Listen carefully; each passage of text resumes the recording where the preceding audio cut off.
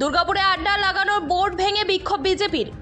মঙ্গলবার সকালে দুর্গাপুরের পলাশডিহা এলাকায় বিক্ষোভে নামে বিজেপি। অভিযোগ, আড্ডা সংস্থার চেয়ারম্যান সরকারের জমি দখল করেছেন।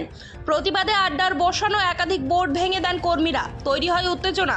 দুর্গাপুর পশ্চিমের মণ্ডল সভাপতি নীল চক্রবর্তীর অভিযোগ, অনৈতিকভাবে উচ্ছেদ চালিয়ে জমি দখলের চেষ্টা করছে আড্ডা। বিজেপির দাবি, এই জমি সাধারণ মানুষের। আড্ডা অন্যায়ভাবে বোর্ড লাগিয়ে দখল করতে চাইছে।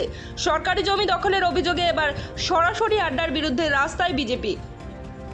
পাল্টা আড্ডা কি জবাব দেয় সেটাই দেখার। দুর্গাপুর থেকে ননস্টপ এক্সপ্রেস টিভির প্রতিবেদন।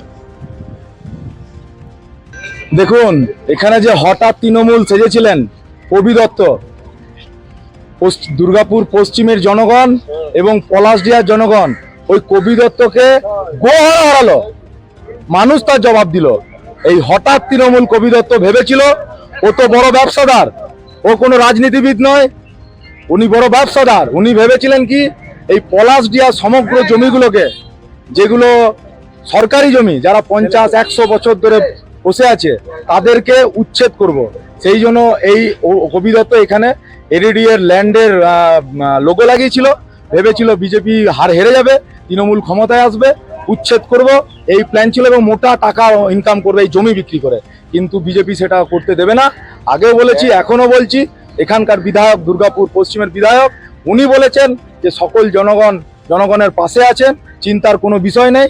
আজকে উচ্ছেদ করলাম, আজকে ডিএমসি ঘেরাও করব এবং ওই এডিডি যে আগুন লাগিয়েছিল, কালকে ফাইল চুরি হয়েছে, আমরা পুরো তদন্ত করব বিজেপির পক্ষ থেকে যে কত টাকার বিনিময়ে জমি বিক্রি হলো এবং ফাইল কিভাবে চুরি হলো, কিভাবে আগুন লাগলো। ধন্যবাদ।